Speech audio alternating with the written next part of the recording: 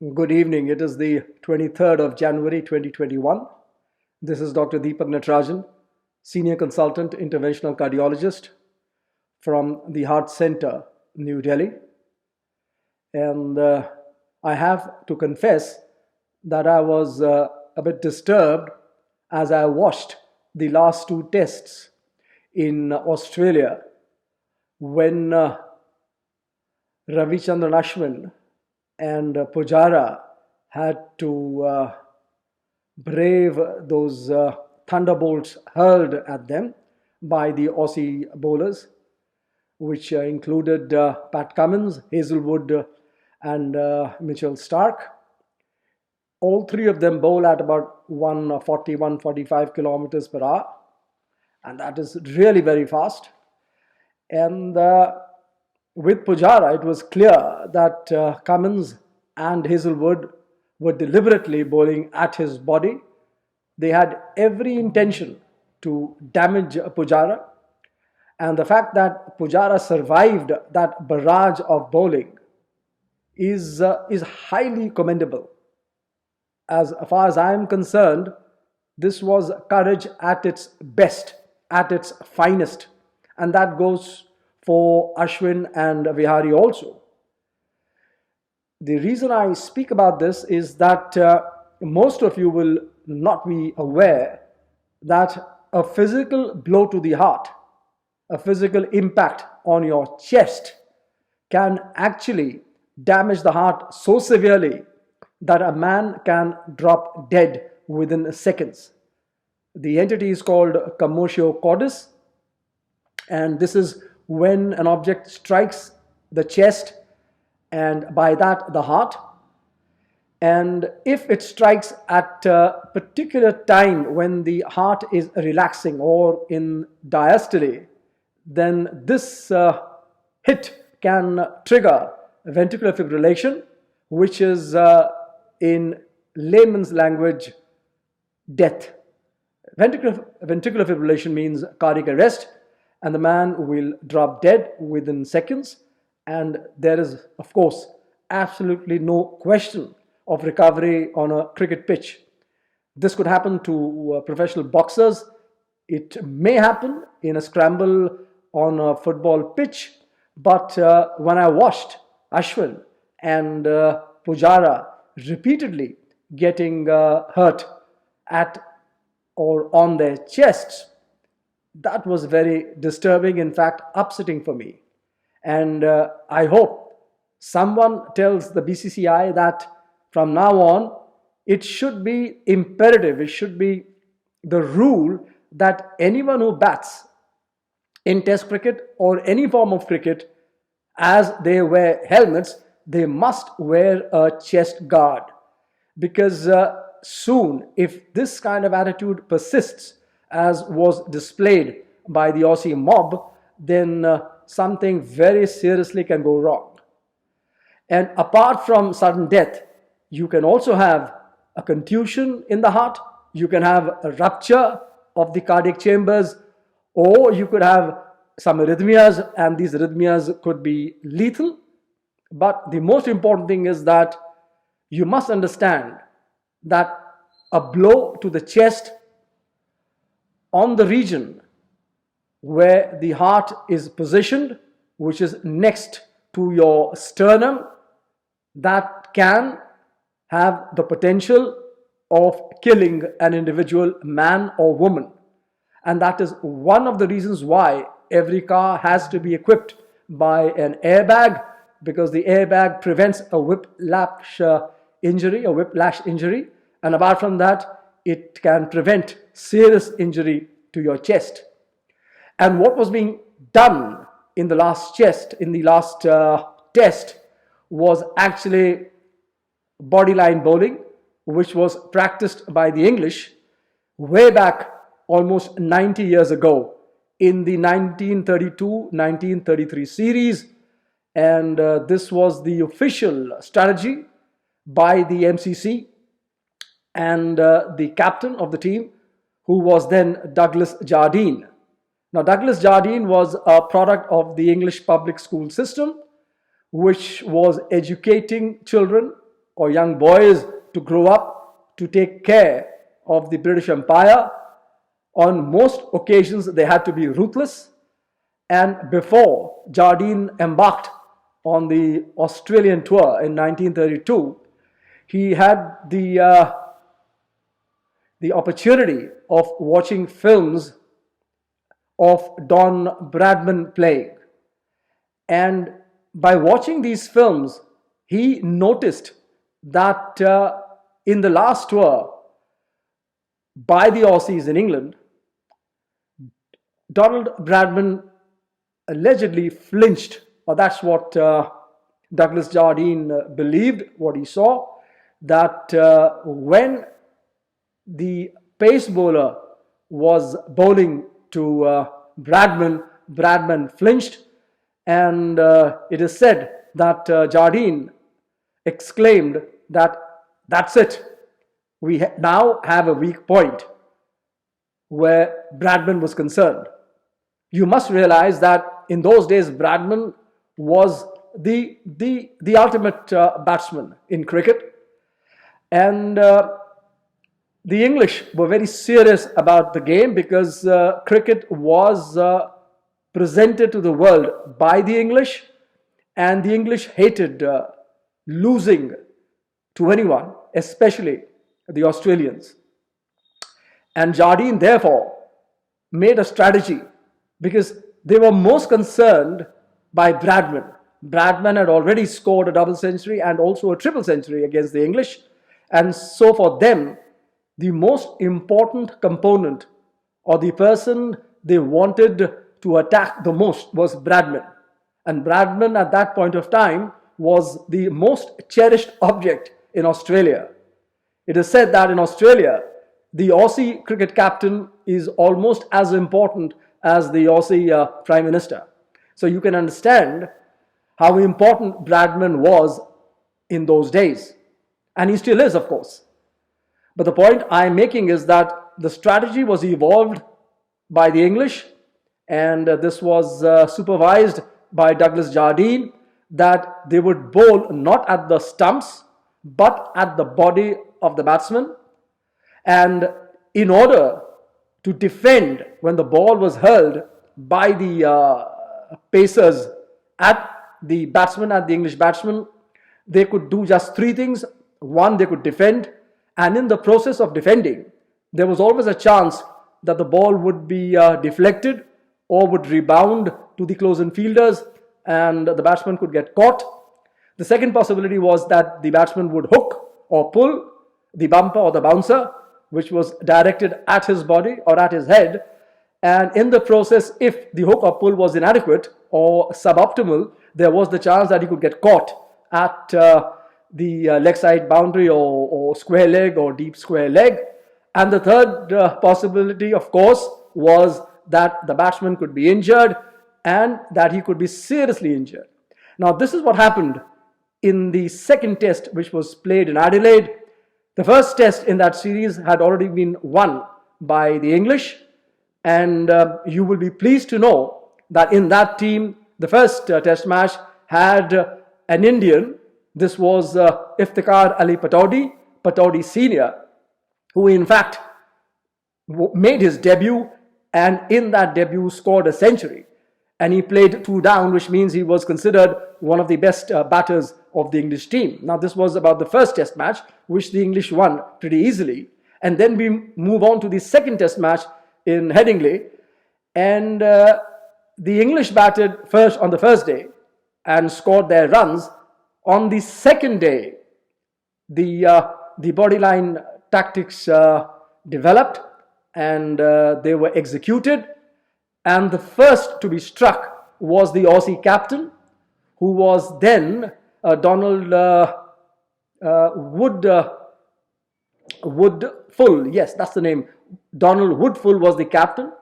He apparently was a school principal and a strong man for discipline and a very fair-minded gentleman.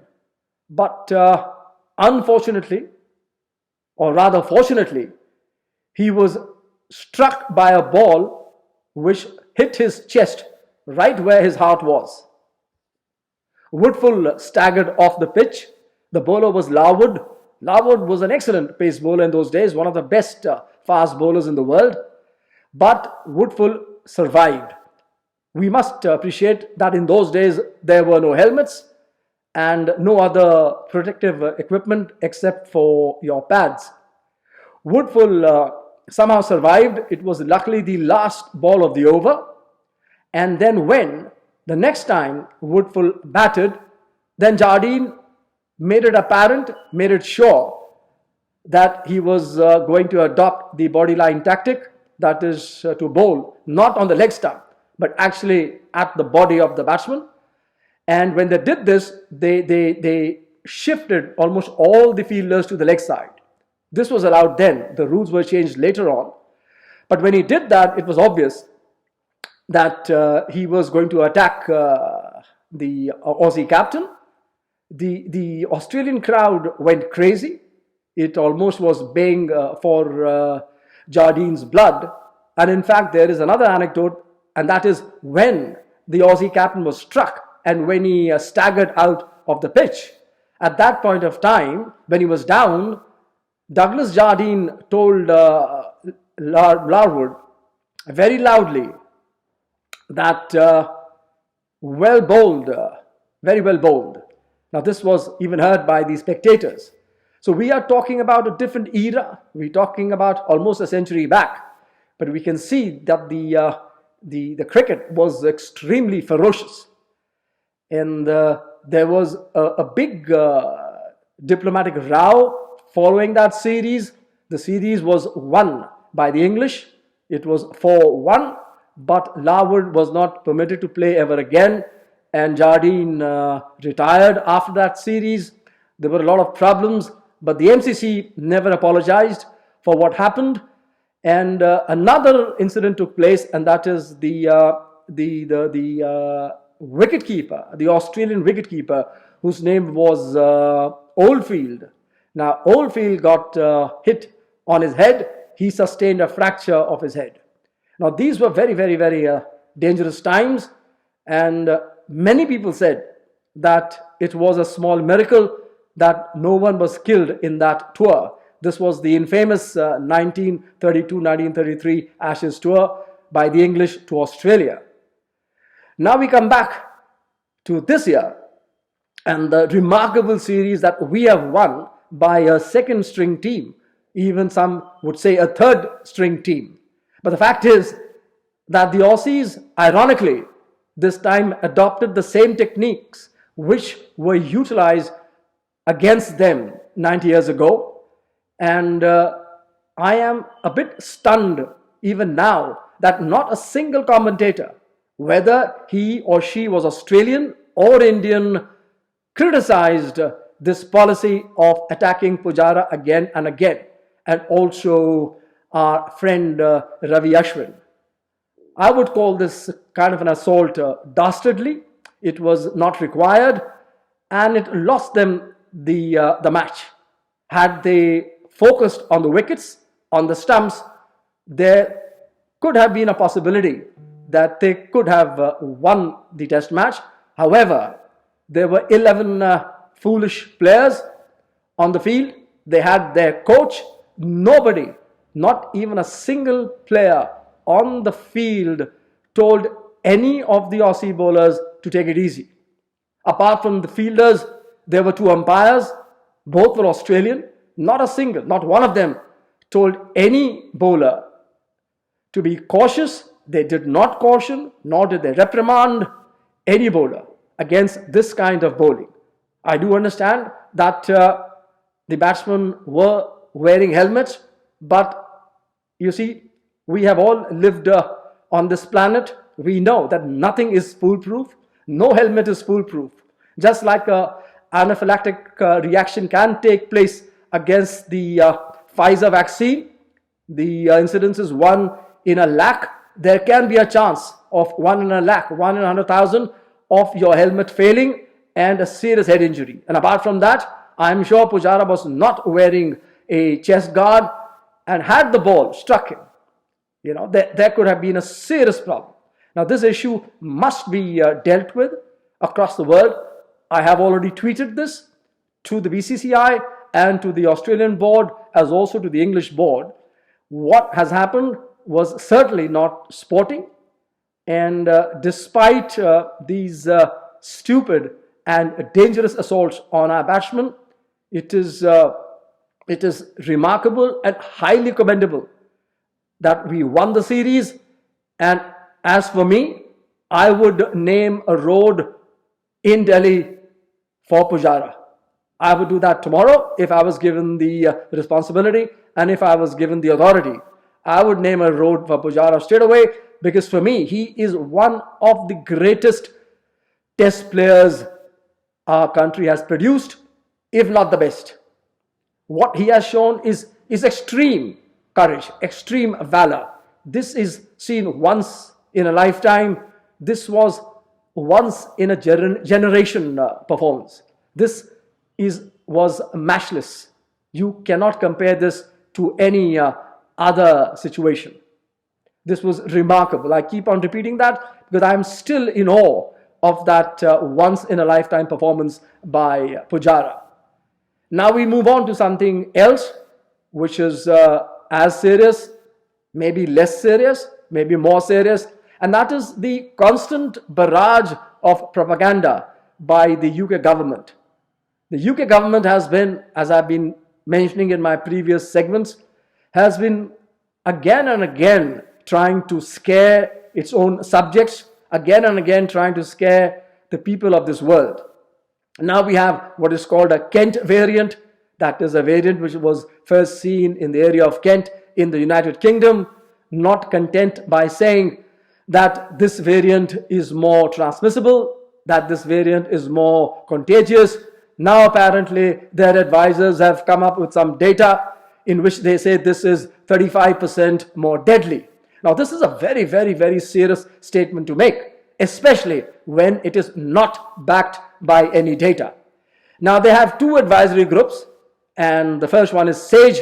I've already told you about SAGE. I have also told you about NERVTAG. SAGE is the Scientific Advisory Group for Emergencies.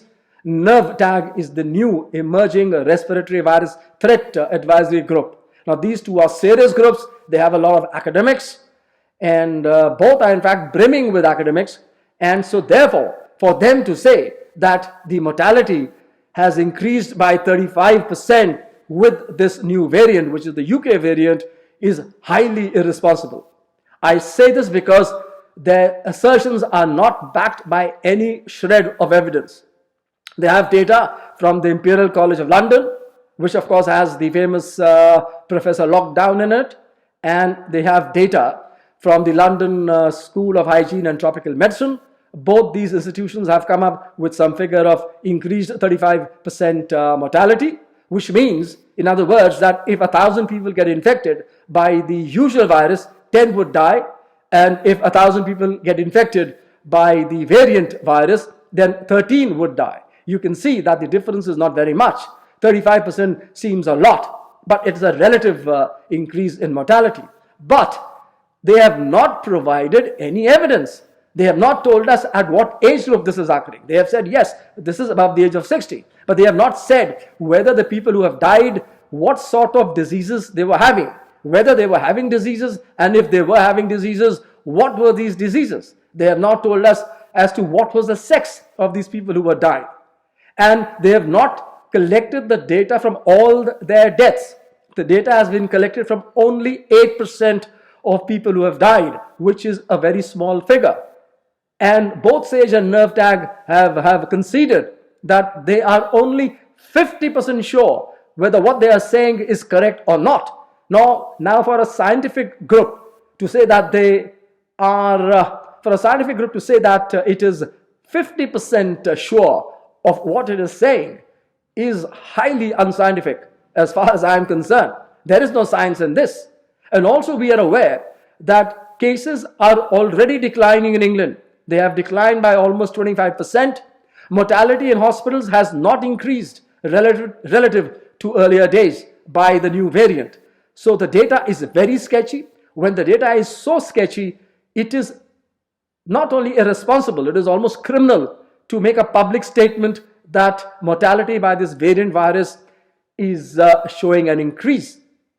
This is very, very, very wrong, because we are not seeing any increased mortality in the other 60 countries which have the English variant.